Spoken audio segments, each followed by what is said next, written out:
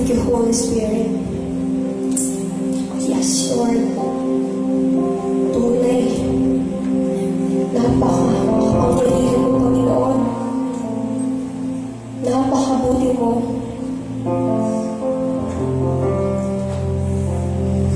Ika'y tapat at ika'y dakila. We thank you, Lord. We thank you, Lord. Hallelujah.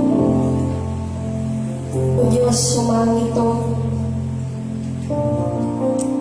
Kami ay sabay-sabay na lumalapit sa iyo. Inaasa mo, Diyos, na maranasan na iyong pagkilos sa lugar na ito. Maranasan pagkilos na iyong banal na Espiritu sa aming mga buhay. Lord, tuloy nga mo na hindi mo kami iniwan, hindi mo kami pinabayaan. Ikaw ang tunay na Diyos, buhay na Diyos na maghahari sa habang panahon. Hallelujah. Thank you, Lord. We worship you. We worship your holy name.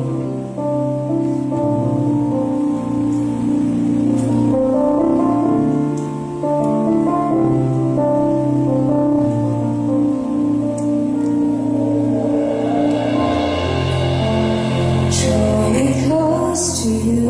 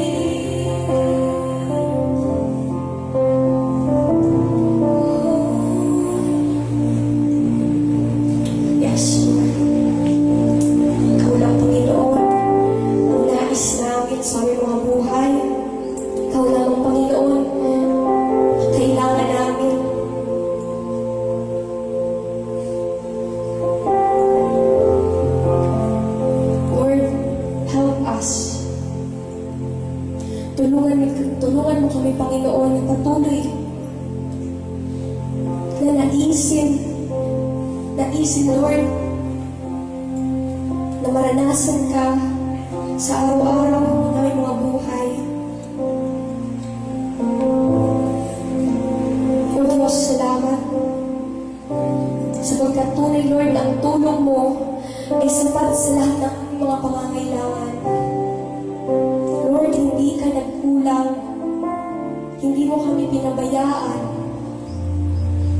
Salamat, Panginoon, sa iyong saganang pag-ibig, sa iyong saganang habag at biyaya sa amin. Thank you, Lord. Salamat, O Diyos. Salamat, O Diyos. And sorry, Lord, we acknowledge your Holy Spirit. We appreciate your Holy Spirit, and we allow the Holy Spirit to come and speak to our lives, to come and move upon this place. Holy Spirit, you are welcome. Fill us with your presence, Holy Spirit. Hallelujah. Hallelujah. We desire for more of you. We desire for more of you, Lord. Hallelujah. Hallelujah. Hallelujah.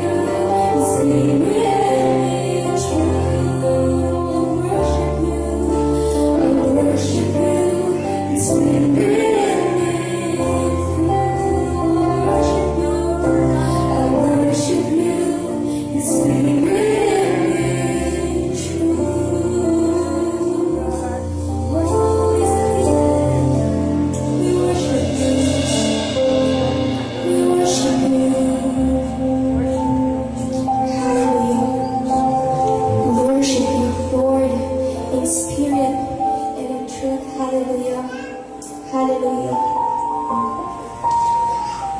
Salamat, Panginoon, sa umagang ito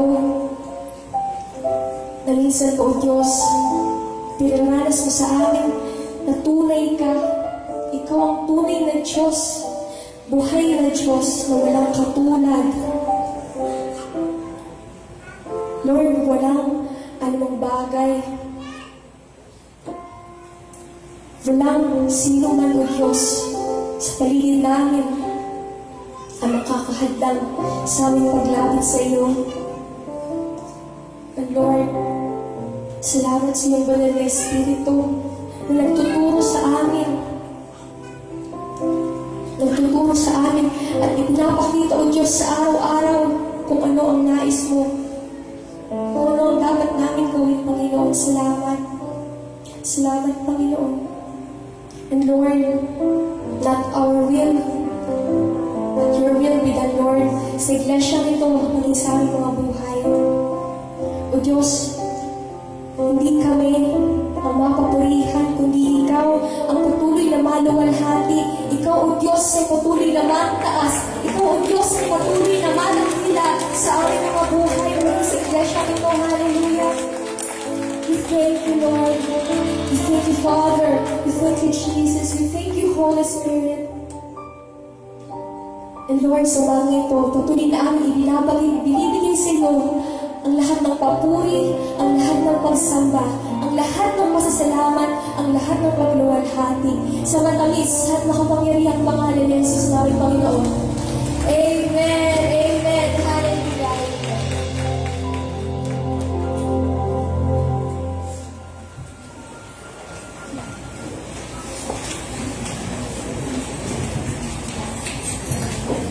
Purihin ng Diyos, isang mapagpahalang araw sa bawat isa sa atin. Praise God. And Happy New Year po sa bawat isa sa atin. Purihin ng Panginoon. Masaya po ba ang inyong bagong taon? Amen. Praise God. Bagamat pumasok ang bagong taon, pero nananatili pa rin mayroon tayong Diyos na nag-iisa. Amen. So, yung mga dating mga Diyos-Diyosan, talikuran na. Amen? Praise God. Sabihin mo sa iyong katabi, yung Diyos-Diyosang labahan, isang tabi na. Isang tabi yung mga Diyos-Diyosan. Akala rin, yung Diyos-Diyosan natin, yung mga images, hindi. Karamihan sa mga mananampalataya, bakit hindi makapaglingkod ng lubusan sa Panginoon? Kasi simple mga bagay, masyadong pinagtutuunan ng pansin. Okay? Ang Diyos-Diyosan na minsan yung kirot, hapdi, sakit, nagiging Diyos-Diyosan, na more na yun yung nagiging focus, nagiging sentro ng buhay natin. Sa atin po, bilang mga mananampalataya sa taong ito, nawa higit natin maunawaan na mayroong nag-iisang Diyos na makapangyarihan na lubos na mapagkakatiwalaan. Na dumating yung panahon na pandemic at halos marami sa atin talaga sa totoo lang is frustrated or disappointed doon sa mga naging plano natin sa buhay. But still, God is in control. Amen. So, hindi naman tayo pinabayaan ng Panginoon. Praise God. Dumating yung panahon, may ilan sa ating mga kapatid sa pananampalataya, bagamat nagkaroon ng karamdaman, pero ibinangon ng Diyos mula sa galit ng karamdaman. Sapagkat siya pa rin ang Diyos na nasa kontrol. May ilan sa atin na masyadong nakaranas ng sobrang hirap ng kalooban. Subalit ang Diyos na nagkaloob ng kagalingan. Nananatili siyang Diyos na makapangyarihan na maaasahan ng pagkakatiwalaan. Hindi lamang sa mga panahon ng kagipitan, bagkos mag-isa panahon ng kasaganaan, patuloy natin ipagkatiwala ang ating buhay sa Panginoon. Lumalim tayo sa ating pagkakilala sa Kanya sapagkat siya'y nananatiling Diyos, ang Diyos ng Biblia. Ngayon pong umagang ito, ating pag-uusapan ang Kristong nananatili magpahanggang ngayon sa taon pong ito. So, dumarating din nga po sa buhay natin ang panahon minsan ng kahirapan, subalit si Jesus ay nananatiling katugunan sa taong 2022. Hindi mo kinakailangan hanapin sa kung saan kung kanino ang katugunan sa iyong kalooban, kundi tanging kay Jesucristo. Sapagkat muling magbabalik si Jesus at sa Kanya pa rin tayo lalapit. At ang lahat ng tuhod ay luluhod, lahat ng labi ay magsasabi na Siya ang Panginoon ng lahat. At salamat sa Ama na Kanya ipinagkaloob sa atin ang Kanyang bugtong na anak upang tayo magkaroon ng katiyakan sa ating kaligtasan. Magkaroon tayo ng katiyakan sa buhay na walang hanggan sa pamamagitan ng ating pong Panginoong Jesus. So itong nakaraang New Year ay talagang nandun yung pag-celebrate ho natin ng Kapaskuhan o ng New Year siyempre pala. No? So, nandun yung ating celebration ng bagong taon. So, bago magbagong taon, nasa bahay na rin ako. Gusto ko magpahinga, gusto ko matulog.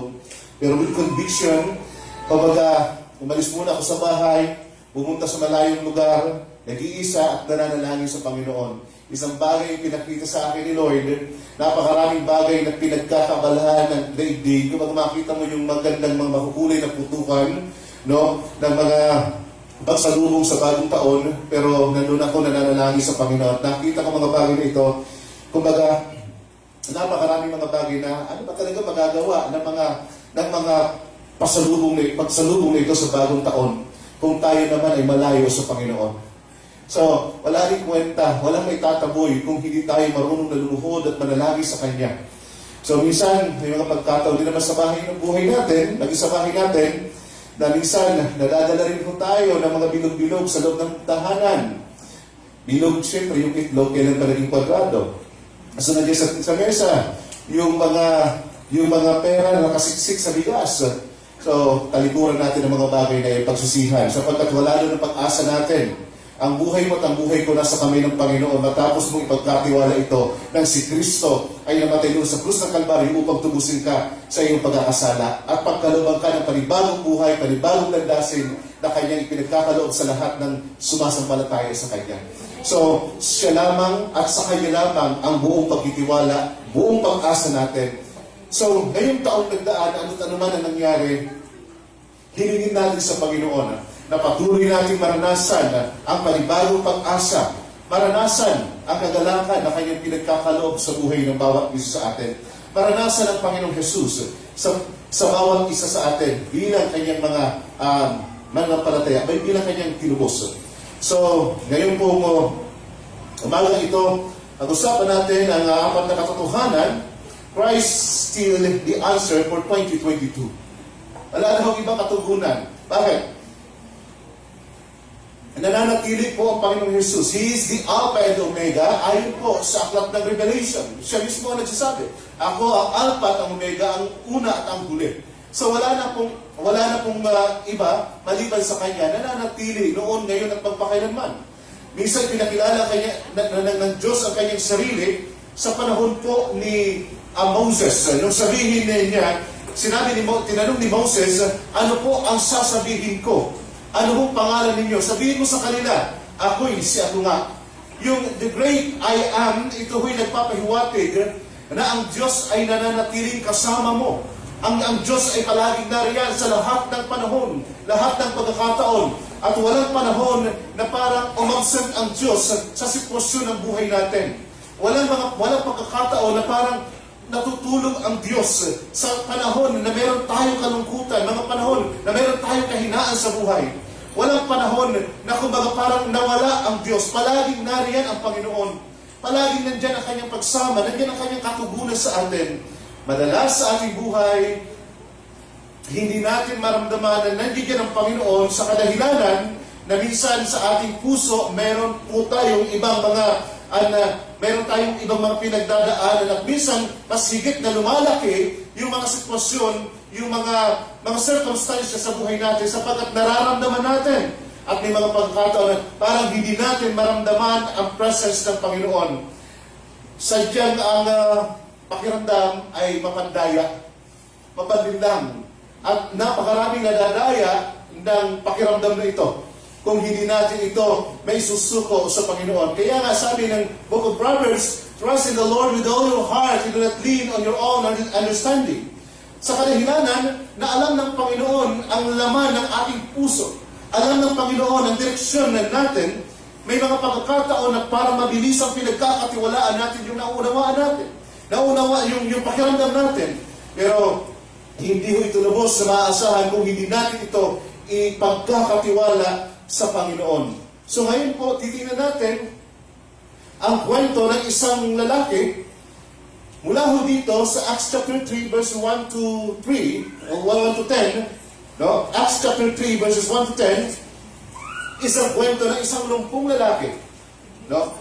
So, bagong taon, ito yung pag-uusapan natin sapagkat may mga pagkakataon hindi tayo maaaring makapagpatuloy sa taong 2022 kung personally tayo mayroong mga pasalin pa rin dala-dala pagdating sa taong itong 2022. Napakahalagang makita natin, ma-identify natin, maranasan ang kapangyarihan ng Diyos sa buhay ng bawat isa sa atin. Maranasan natin ang kapangyarihan ni Jesucristo sa bawat isa. Maaring iba-ibang uri ng pagkalumpo, meron tayo. Pero ngayong umaga, mayroong kagalingan ng Panginoon ay pagkakalog sa atin. Mayroong katugunan si Jesucristo sa bawat isa. Kung ating pagtitiwalaan at ibubukas natin ang ating puso sa Kanya, nananatili siyang tagapagligtas, nananatili siyang Panginoon ng bawat isa. So ngayong umaga, tingnan natin ang aklat ng mga gawa or the book of Acts, the Acts of the Apostle, Acts chapter 3, verse 1 to 10. Tayo po natin tumayo bilang tanda ng paggalang salita ng Diyos. Acts chapter 3, verses 1 to 10. Ganito po ang sinasabi ng passage, susundan niyo po ako habang binabasa ko. Minsan ikatlo ng hapon, oras ng pananalangin, nagpunta sila Pedro at Juan sa templo, sa malapit sa tinatawag na pintuang maganda, at may isang lalaking ipinanganak na lumpo. Dinala siya roon araw-araw upang magpalimos. Nang makita niya sina Pedro at Juan, napapasok sa templo, siya nanghihingi ng limos. Tinitigan siya ng dalawa at sinabihan ni Pedro, "Tumingin ka sa amin." Tumingin nga siya sa pag-asang siya'y nilimusan. Ngunit sinabi ni Pedro, "Wala akong pilak o ginto. Subalit may iba akong ibibigay sa iyo. Sa ngalan ni Jesucristong taga-Nazaret, lumakad ka." Hinawakan niya kanang kamay ang lumpo at itinilig. Pagdakay, lumakas ang mga paa at bukong-bukong ng lalaki.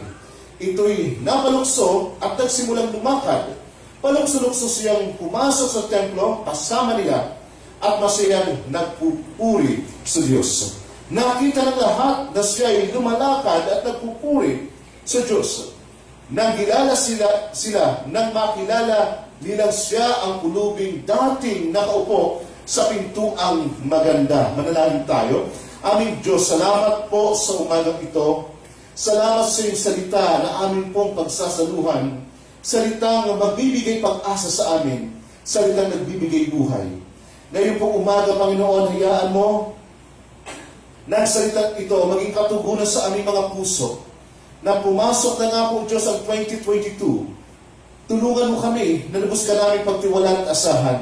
At anumang aming mga nakaraan, Panginoon, tunay na ito'y bahagi lamang ng kasaysayan at ikaw pa rin ang Panginoon na nananatili sa kasalukuyan na sa pagpasok na ito, Diyos, ng bagong taon, makikita ho namin hindi ang talumbayan ng buhay, hindi ang kahirapan, bagkus ang iyong kadakilaan at kapangyarihan.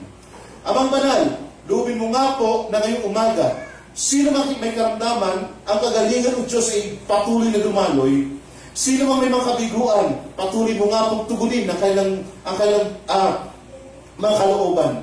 At sino man ang may mga dalahing pasanin, sino man ang may mga takot, Panginoon, sa puso para sa taong ito na dumating, Lord, hayaan mo na ikaw nga po ang aming pagtiwalaan na maging sentro ng taong ito. Salamat po, Amang Banal. Salamat sa iyong katapatan. Salamat po sa iyong kadakilaan. Patuloy kami magpupuri, magpapasalamat sa iyo. At hayaan mo ng bawat isa ang kapayapaang makalangit ang siyang tanggapin. Nang sa gayon, Panginoon, ang iyong salita ay maitanim sa aming mga puso. Purihin ka po, Diyos. Ito po aming dalangin sa pangalan ni Jesus na aming Panginoon. Amen and amen. Praise God. Tayo po yung mga po.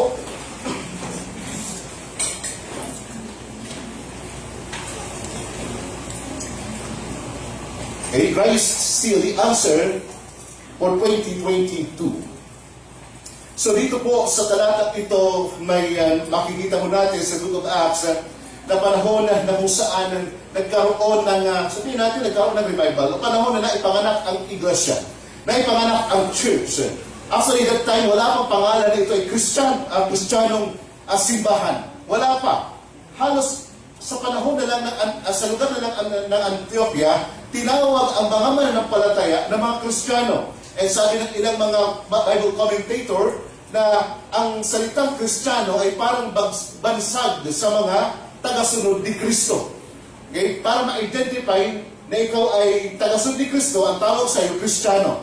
So sa lugar ng Antioquia, nung panahon na yun, halos wala mo silang sariling fellowship center. Sila ay nakiki-church or pumapasok pa rin sa temple, no, ng mga Hudyo. So, sa temple ng Judaism, doon pa rin sila nananalangin, doon pa rin sila nag-worship. Pero sa kanilang puso, kanilang itinataas si Hesus Kristo na siyang Panginoon tagapagligtas ng kanilang buhay. So, mapapansin po natin na dito ho sa kwentong ito, ang daming mga miracle ang Diyos. Ang daming himala. Bakit po? Ayon po sa isang Bible scholar, si Dr. Nelson Strada, sabi niya, upang i-prove ng Diyos na iba yung dating society ng Judaism at itong bagong society ng community ng mga believer ni Kristo.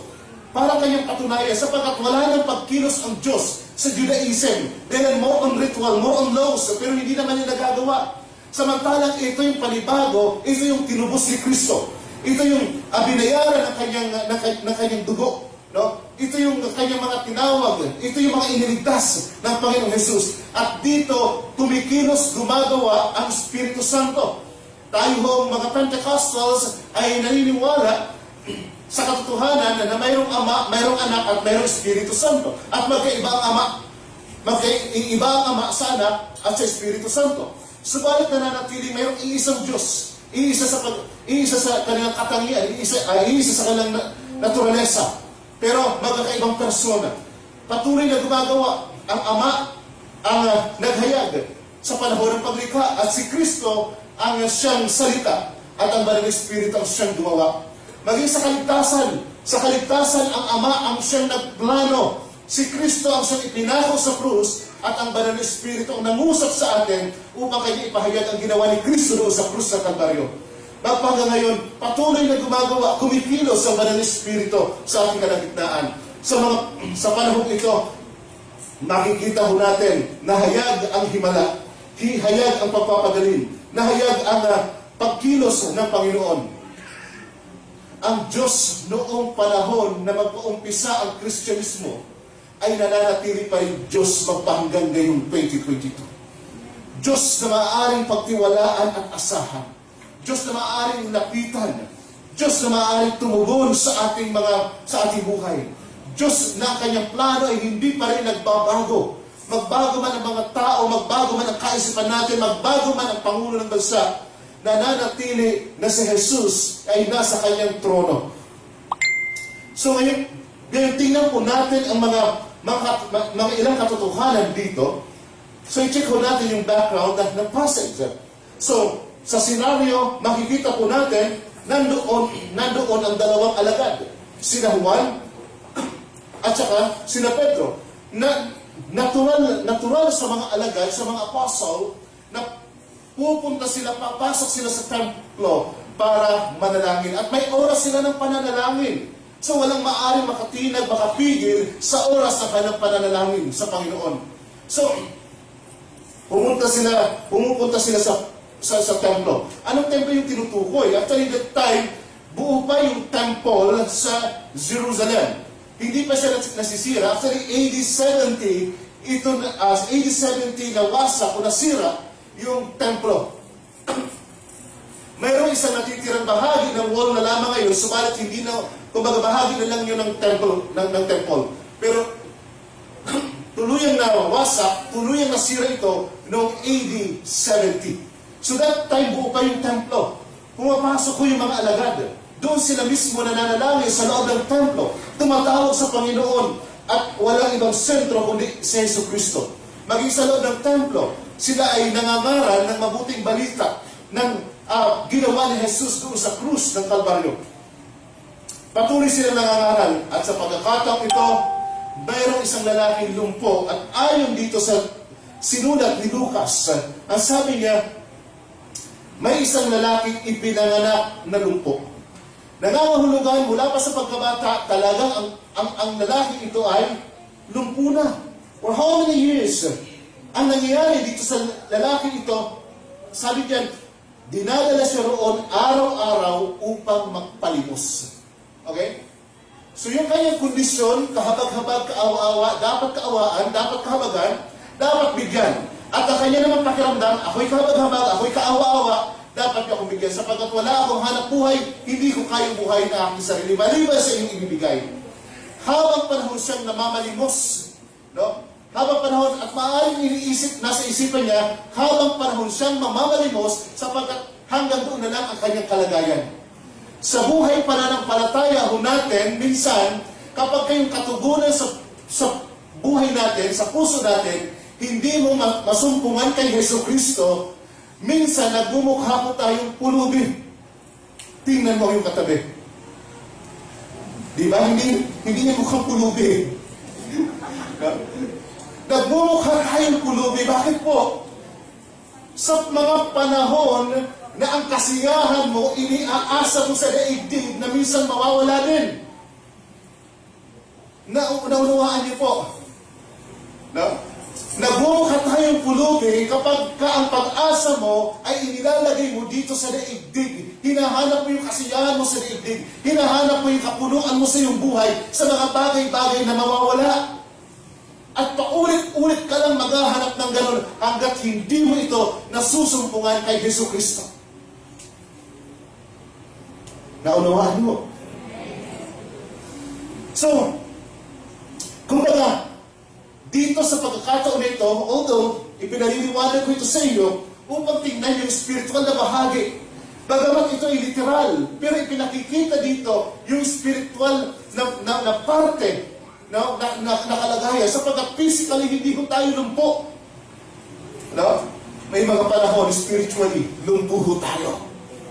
Bakit minsan hahanapin mo yung kasiyahan sa mga bagay-bagay na mawawala? No?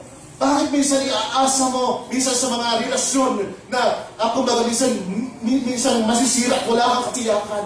Bakit mo iaasa yung kasiyahan mo minsan sa mga mahal mo sa buhay? Bakit mo iaasa ang kasiyahan mo sa mga bagay dito sa daigdig na ito na malayo sa Panginoon? No? Sabihin mo siya katabi, ano man kasiyahan ni walay kay Kristo, palagi mayroong kabiguan.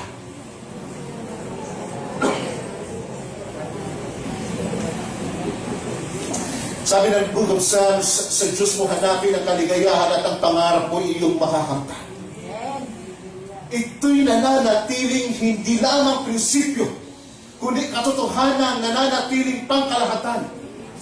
Hanggat hindi natin nasusumpungan sa Panginoong Hesus ang totoong kagalakan, totoong kapayapaan, mananatili tayong bigo, mananatili tayong mukhang pulubi, namamalimos ng pag-ibig sa kung saan-saan, namamalimos ng awa sa kung saan-saan, namamalimos ng atensyon mula sa kung kani-kanino. Ang pinaka-ultimate na atensyon na binigay sa atin ng Panginoon ay ang cross na inilagay ng Ama ang kanyang anak doon sa krus ng Kalbaryo. Ito yung ultimate na attention ng Panginoon. Walang ibang nakita ang Ama kundi tayo. No? Nung ipinako ang kanyang anak, walang ibang nasa isip ang Panginoon kundi tayo nung panahon na inihandog ang kanyang anak doon sa krus ng Kalbaryo. May mga pagkakataon sa buhay natin na maaaring tingnan o hanapin natin yung atensyon ng iba kaysa sa pahalagahan yung pinagkaloob na atensyon sa atin ng Panginoon. Palagi doon tayong magkakaroon ng kabiguan. Ngayong umaga, tingnan natin ang nangyari dito sa panahon pagkakataon ito. Nasa tamang lugar, mayroong tamang tao, may tamang persona. Okay? Tamang lugar, tamang tao, tamang persona. Ano pinagkaiba ng tao sa persona? Anyway, ang tinutukoy yung persona ay walang iba kundi si Jesus. tamang tao yung kanyang mga lingkod na nandoon, sila Juan at saka si Pedro. Tamang lugar, tamang sitwasyon, eksakto, lahat hindi ho nagkataon, kundi lugar na kung saan pinaglakip-lakip ng Diyos. Papasok lamang doon at anong focus ng dalawang alagad? Upang manalangin. Wala silang intensyon na manalangin sa may sakit, kundi ang intention nila ay manalangin sa loob ng templo. Sapagkat alas 3 ng hapon, ito ho'y kinaugalian ng mga alagad na gawin ho nilang manalangin sa loob ng templo. So ngayon, tingnan po natin, mayroon isang lumpok. Nandoon sa pinto ang maganda. No? So, sabi dyan, siya nanghihingi ng limos.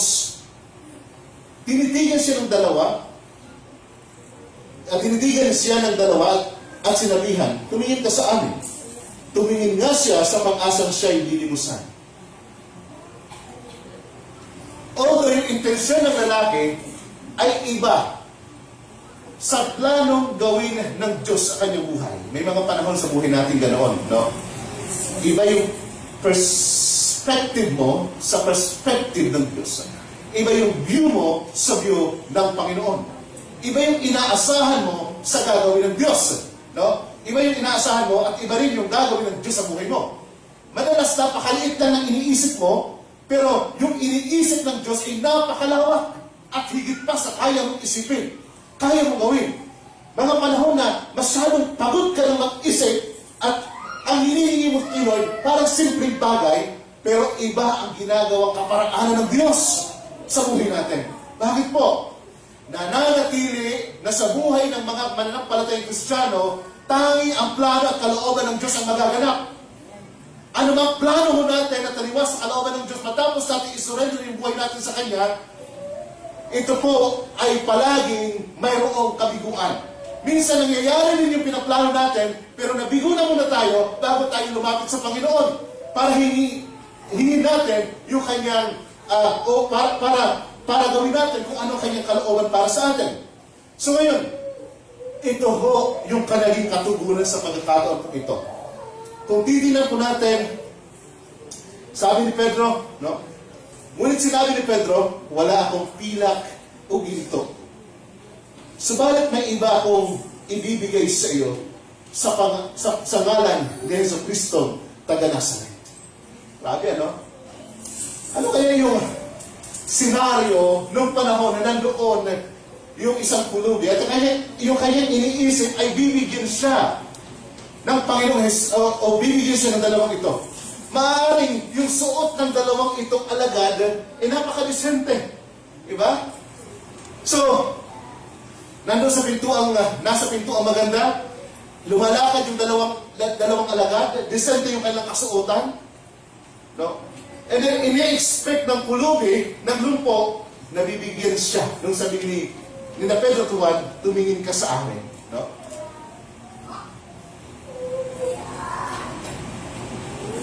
So, nandun yung kanyang expectation, nabibigyan siya, and then, matapos na sabihin ni Pedro, ginto at pilak, wala kami.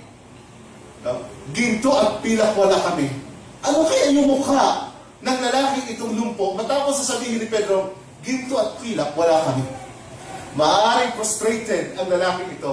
Bihira naman, ang ganda ng yung suot, nakakot ka pa, may ka pang cross na ginto. Tapos, wala ka namang ibibigay para sa akin. No? Maaaring frustrated ang lalaki ito. Pero hindi doon nagtatapos ang kwento sapagkat idinugtong ng dalawang alagad na ito. Sabi nila, tumingin ka sa amin. Okay.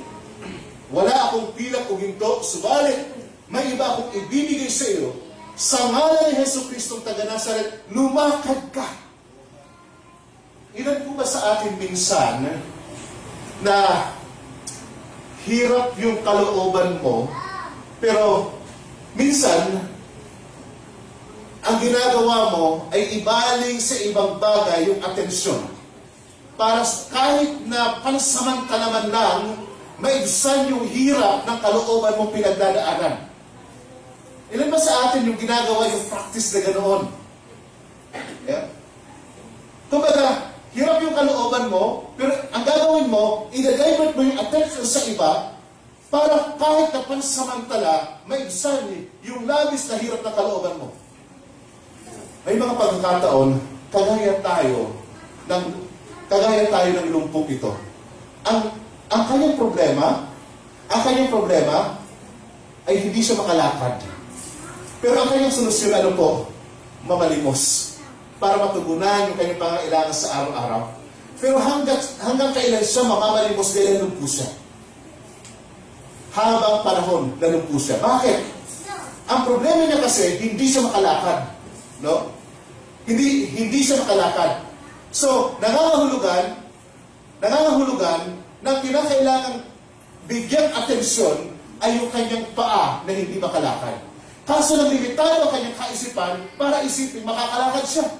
Limitado ang kanyang kakayanan na pagtiwalaan ng Diyos para makalakad siya. Maliban na dumating doon ang 2 lingkod ng Diyos at sabihin, naginto at pinakwala kami, subalit sa ngalan ni Jesus, lumakad ka. Noong panahon na yon, yung eksaktong katugunan ang ipinagkaloob sa kanya ng Panginoon. No? Hindi yung bagay na i-divert niya sa ibang bagay para lang maibsan yung kahirapan niya sa araw-araw, kanyang mga pangangailangan matugunan. Maaaring meron siyang mga maintenance, no? Kinakailangan meron siyang pagkain sa araw-araw, mga mapagkukunang pangangailangan. Pero nung oras na yun, pinagaling siya ng Panginoon. Unawain mo natin, there is healing in Jesus Christ. Hindi lamang yung pangangailangan niya sa araw-araw. Bakit po? Matapos siyang lumakad, no? Matapos siyang lumakad, kaya niya na ngayong tugunan ang pangangailangan niya. Kaya niya na ngayong tugunan, ano man yung kanyang pangangailangan, yung kanyang hinihingi dati, kaya niya nang makuha. Bakit po? Kasi yung pinakang kailangan niyang katugunan ay kanyang natanggap. Nagkaroon siya ng kagalingan sa Panginoong Jesus. Verse 7, hinawakan niya ang kanang kamay ng lumpo at itinindig. Pagdakay, lumakas ang mga paa at bukong-bukong ng lalaki. Ito yung tinatawag nating working miracle. No? So divine healing and working miracle. Imposible nang makalakad pa ang lalaki. No? Pero nung oras na yon, lumakas ang kanyang bukong-bukong at siya po'y nakalakad. No? So, nagkaroon ng kagalingan ang lalaki ito. Nung sinabi ng dalawang ito sa ngalan ni Jesus, lumakad. No? Ang tanong, ito ba'y nangyayari pa rin sa panahon natin ngayon? Opo, nangyayari pa rin ang miracle. Nangyayari pa rin ang pagpapagaling ng Diyos. Nangyayari pa rin ang himala. Pero hindi sa ganang ating sariling kaparaanan, kundi sa kalooban ng Diyos nangyayari. Marami tayong mga church planting at mga testimony. Testimony ng deliverance, testimony ng pagpapagaling sa mga may lagnat, may mga sakit. Testimony maging sa mga na-paralyze na, subalit nagkaroon ng instant healing. Hindi yun yung process, kundi instant healing. May mga church planting sa lugar ng Cebu, na mga lugar na hindi mapasok-pasok ng gospel. Pero matapos po na magkaroon ng healing crusade, nagkaroon ng deliverance, nakita nila kung paano ang Diyos ay gumawa. Paano ang Diyos kumilos sa lugar na ito. So, tingnan po natin, no, na magbaga ngayon, nangyayari pa rin ang pagpapagaling. Subalit po, unawain natin, base sa context ng passage, no, base sa context ng talata, ito po ay literal na lumpo. Sa buhay Kristiyano minsan, may mga pagkakataon, spiritually, parang lumpuho tayo. May mga bagay na gustong ipagawa sa atin ang Panginoon, pero hindi rin natin magawa. Kasi may mga pagkakataon sa buhay natin, tingin natin, hindi tayo kakasangkapanin ng Lord. Tingin natin sa ating sarili, hindi tayo karapat-dapat dahil may mga bagay tayo nagagawa, mga kamalian. May mga pagkakataon sa buhay natin na pakiramdam natin, mayroon tayong kabigatan at may mga panahon na parang ang tingin natin, Kumbaga, imbis na tayo maging blessing sa iba, ang tinitingnan natin, dapat ako yung dapat na magkaroon ng, ako dapat ay bless. No? Ako dapat palaging encourage, ako dapat palaging mahamon. Okay? Imbis na tayo naman yung maging papapala sa iba. Bakit po? May mga pagkakataon, spiritually, tayo din po. Kaya hindi natin magawa ang mga bagay na ito. Subalit sa Panginoong Jesus ay mayroong kagalingan. No?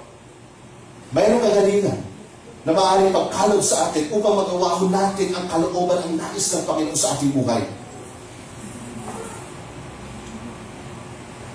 In verse 8, sabi ng passage, ito'y paluksulukso at nagsimulang lumakad. No? Paluksulukso at nagsimulang lumakad. Ang bunga ng kagalingan na pinagkaloob sa kanya, ito po'y nagkaloob ng freedom. Okay? There's freedom in Jesus Christ. Sino man nga pong tunay na lumalapit sa Panginoong Jesus, kanya pinagkakaloob ang kalayaan. Dati, gapos ang lalaking ito, hindi niya magawa yung lumukso, hindi niya magawa yung tumalon, pero pinalaya siya ng Panginoon mula dito sa karamdaman ito. Pinalaya ng Panginoong Jesus. Bakit ang Panginoong Jesus? May mga pagkakataon po na minsan, kapag pinag-pray over tayo ng pastor o sino mang mga manggagawa, ang nakikita ho natin, yung pastor, mayroong kakayanang magpagaling. Ito yung maaaring kasira ng anumang uri ng ministry kapag ang nakita ho natin gumagawa ang pastor. Wala akong kakayanan ng pastor ang sino mang magagawa sa loob ng church para gawin ang mga bagay na ito. At lahat ng ginagawa ng lingkod ng Diyos, ito po'y sa kapurihan ni Yesu Cristo. Ito po'y sa karangalan ng Panginoon. At hindi mo ito sa kanyang sarili. So, wala ho tayong dapat na pagpasalamatan kundi ang Panginoon. Actually, ganito rin yung nangyari ng panahon na yun. Ang sabi ng dalawang ito, sa ngalan ni Yesu Cristo, lumakad ka. Nagkaroon ng declaration noong time na yun. Nung makita niya ang lumpo, sa ngalan ni Yesu Cristo, lumakad ka. Nung lumakas ang kanyang mga bukong siya'y tumayo, nangyari siya po ay lumundag, no? Tumalon, lumukso, nagkaroon ng kalayaan. Spiritually speaking, mayroong freedom kapag ikaw ay nasa ilalim ng pagkilos ng Panginoon. Mayroong totoong kalayaan kapag naranasan mo na si Jesu Cristo ang siyang naghahari sa buhay mo. Sa taong ito na pumasok, no? Napakaraming mga bagay, o maging sa taong nagdaan, napakaraming mga bagay o pangyayari sa buhay natin na maaaring ikalumpo natin. May mga panahon na pupumilit tayong lumakad. Nagpupumilit, parang nagpipilit na lang tayong sumunod sa Panginoon. No? Parang sapilitan na lamang yung ating ginagawa. Actually, parang wala naman tayong freedom. Parang yung ginagawa natin sa Panginoon, parang napakahirap pa din. Bakit? Wala tayong tunay na kalayaan. Subalit po, kapag nasumpungan natin sa Panginoong Jesus, na kalayaan ito, maging anumang gagawin natin paglilingkod, wala tayong ibang gagawin kundi for His glory. Balikan po natin ang New Testament Church, yung church ng mga apostle. Kung ano ang nangyari. May persecution, nagpapatuloy ho silang maglingkod sa Panginoon. May kahirapan, nagpapatuloy pa rin maglingkod, nagpapatuloy ipakilala si Kristo. Nagkamatak-matak ho sila dahilan sa pag-uusig ng gobyerno at maging sa pag-uusig ng Judaismo. Pero ano nangyari? Hindi pa rin sila tumigil na ipangaral ang Panginoong Jesus. Dumating ang panahon, isa sa mga kinikilala natin sa panahon ngayon, na isa sa mga naging dakilang apostle, si Apostle Paul, dumating ang panahon na isa sa mga naging mag-uusig ng iglesia. At pinuntahan ang mga lugar. So siya mismo naging karanasan niya ang mag-usig, subalit kung siya makakilala kay Kristo, higit niyang nakita ang totoong kalayaan sa ilalim ng pagsunod sa Panginoon. So hindi naging kabigatan sa kanya, at ang daming karanasan ni Apostle Paul, subalit hindi siya natinag. Bakit po? walang ibang pinakang sentro ng kanyang buhay kundi si Kristo. Kanya ipinahayag madalas nakasulat sa ibabaw ng kabaong, no? Ang mamatay para kay Kristo ay pakinabang at ang mabuhay ay para kay Kristo at ang mamatay ay pakinabang. Hindi ho yun isinulat ni Apostle Paul para ilagay lamang sa ibabaw ng kabaong, kundi isinulat yun ni Apostle Paul para itatak sa puso ho natin na makakabasa ngayon ng mga tagasunod ni Kristo upang bigyan tayo ng pag-asa sa hinaharap. Na dumating man po ang panahon na yun, mayroon tayong pag-asa sa Panginoon. At habang tayo nabubuhay, walang ibang pinakang sentro kundi si Jesus na siyang Panginoon at tagapagligtas. Maging sa Galatians, kayo kung sinabi, na kung ako man ay nabubuhay, hindi na ako nabubuhay, kundi nabubuhay ako para kay Kristo, sapagkat ako'y patay na sa daigdig na ito. So, ang tunay na kalayaan ay masusumpungan sa Panginoong Jesus. Kalayaan physically, ipinagkaloob sa lumpo. Kalayaan spiritually, kayang ipagkaloob ng Panginoon sa atin. So, wala na magsasabi, hindi ko ako naka-attend ng fellowship kasi grabe yung labahan. Hindi ako naka-attend ng fellowship, pastor. Kasi kinakailangan kong bantayan yung mga anak, mga apo. Hindi ako maka-attend, pastor, mga gawain. Dahil sa bahay, ang gulo-gulo eh. Alam mo na, ang gulo, mananatili ka pa sa kaguluhan. At hindi ka umalis, lumapit sa presensya ng Panginoon. Alam mo ng labahan, gusto mong patigo paglabahan. So, umalis ka doon. Okay? Lumapit ka, unahin mo ang Panginoon. At ang prinsipyo ng Matthew chapter 6, verse 33, nananatili magpangga ngayon. But seek ye first the kingdom of God and His righteousness. At anong sabi ni Lord? Therefore, kung hindi mo gagawin yung isip first yung kingdom ni Lord, kabaliktaran ang mangyayari.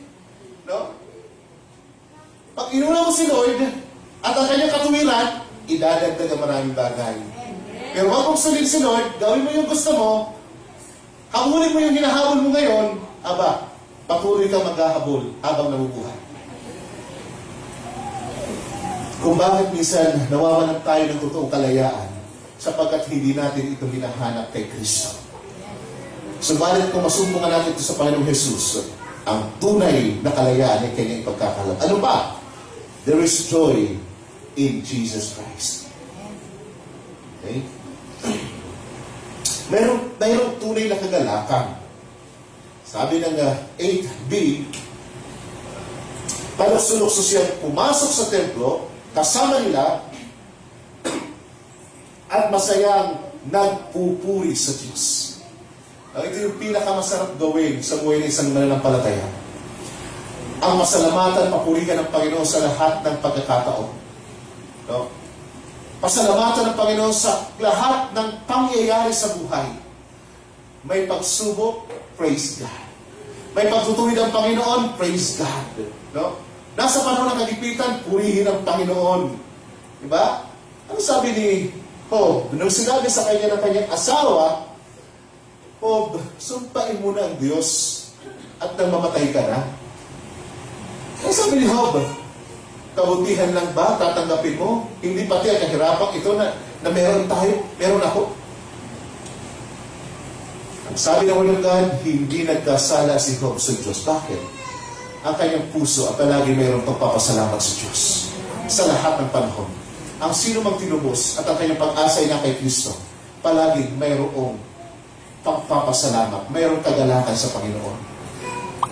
Kahit dumarating man ang panahon ng mga bagyo sa buhay, oo, ramdam natin yung kalungkutan minsan. Ramdam natin minsan yung pangungulila. Subalit kapag dumarating yung kahirapan ito sa buhay, mayroon kang kapayapaan, mayroon kang kapanatagan. Bakit po? Dahilan ito po ay masusumpungan mo tangi kay Jesucristo lamang. Mayroong kagalakan sa Panginoon. Panghuli, mayroong himala sa Panginoong Jesus. Kung titignan po natin yung miracle, okay, in verse 6, sinabi ni Pedro, wala akong pila o ginto, subalit may iba akong ibibigay sa iyo. Sa ngalan ni Hesus Kristong taga Nazaret, lumakad ka. There's a miracle in Jesus Christ. Actually, every day, mayroong miracle sa buhay ng mga mananampalataya. May mga pagkataon, hindi natin alam, maaaring mangyari sa iyo ang mga bagay-bagay na kinatatakutan ng daigdig, pero hindi nangyayari sapagkat mayroong proteksyon ng Panginoon. Kung minsan nangyayari na sa ating buhay, ang mga kahirapan, may panahon na ito'y kapahintulutan ng Diyos. Kapahintulutan ba ng Diyos na papahirapin tayo? Hindi. Kapahintulutan ng Diyos na tumatag tayo. Kapahintulutan ng Diyos na pagtiwalaan natin siya ng lubusan.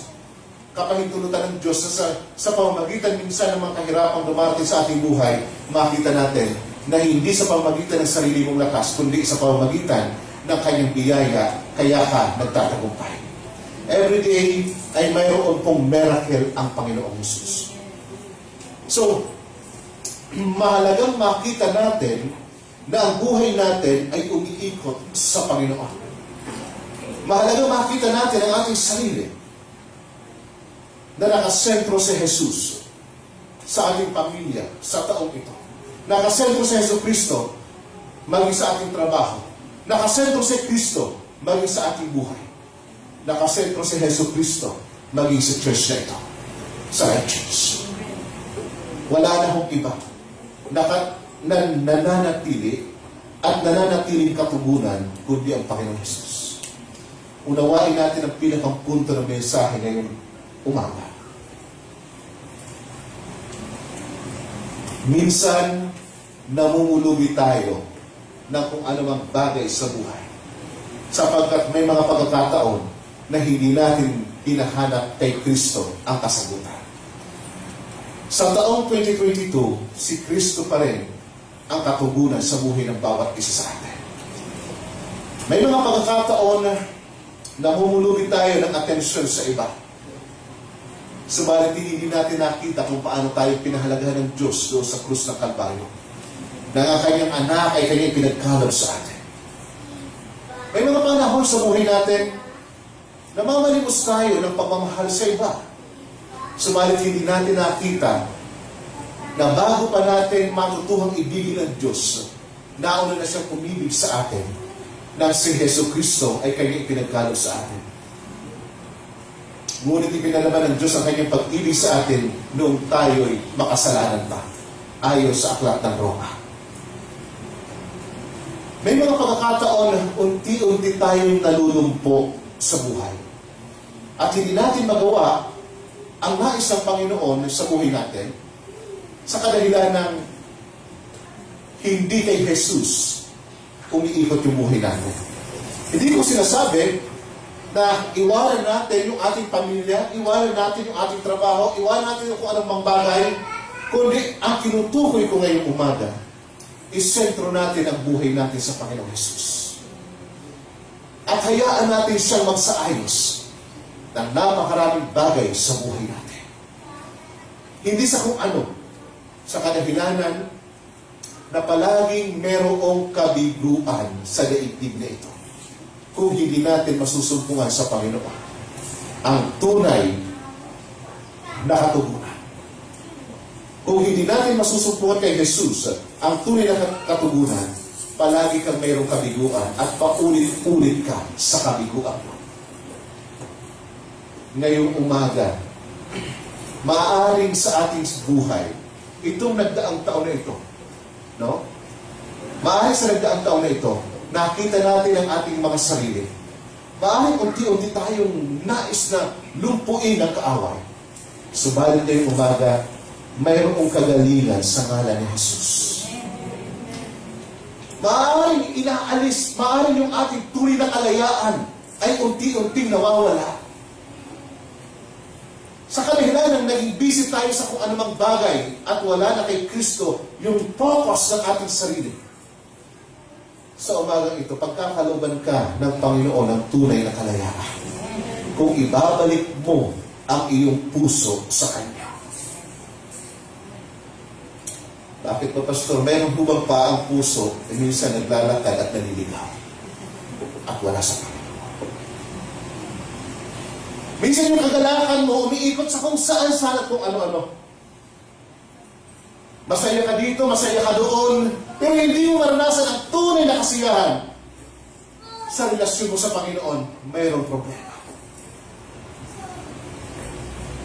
Kapag ka nangyayari ang bagay na ito, ng kasiyahan mo nandito sa mga barkada, ang kasiyahan mo nandito sa isang relasyon, ang kasiyahan mo nandoon sa kung ano mang pinagkakabalahan mo sa buhay, at yung kasiyahan ay wala kay Kristo, maaaring ang taon na ito, mapupuno ka, no? Hindi ng pagpapala, kundi pagpapalo. Pagpapalo ang mararanasan mo kung ang kasiyahan mo ay iikot sa kung saan at kung ano. Kaysa sa hanapin mo kay Kristo. Kaysa sa umikot yung tunay mong kagalakan sa relasyon mo sa Panginoon. Unahin ang relasyon mo sa Kanya. Patatagin ang pagkakilala sa Panginoong Jesus. Kailanman hindi ka iiwan ng Panginoon. Kailanman hindi ka niya pababayaan. Dumating man ang panahon na kahiya-hiya sa Panginoon na iwan mo siya. Dumating man ang mga panahon sa buhay na talikuran mo ang Panginoon, nakakahiyang talikuran mo ang Panginoon. Pero mga kapatid, siya pa rin ang Panginoon na handang yumakap sa sino mang lumalapit sa Kanya. At handang iparanas ang tunay na kagalakan, handang iparanas ang tunay na kalayaan, handang iparanas ang kagalingan sa puso. Maaaring mayroon sa atin ngayong umaga, masyadong sugatan ang damdamin. Mayroong kagalingan sa Panginoong Jesus. Kung patuloy natin hahanapin sa Kanya ang tunay na kagalakan, kapayapaan. Katulad ng lumpok ito. Napilit niyang hinahanap ang kasagutan sa pamamagitan ng mga pansamantalang bagay. Pilit siyang nabubuhay at namamalimos. No? Pilit siyang nabubuhay sa pamamagitan ng pamamalimos. Subalit ang kanyang problema, hindi naman eksakto yung pera na maaaring ilimos sa kanya. Ang problema niya, yung kanyang paa na hindi siya makalakad kung bakit siya namamalimos. Ngayong umaga, matumbok natin ang pinakang problema sa buhay natin. Kapag kahiwalay ka sa Panginoong Jesus, kapag ang relasyon mo ay wala sa Kanya, no? Kapag ang kagalakan mo ay wala sa Panginoong Jesus, mananatili kang lumpo at maghahanap ng kung ano-ano. Subalit, ngayong 2022, umpisahan natin ngayon na si Kristo ang maging kasapatan. Tayo pong lahat ay ito.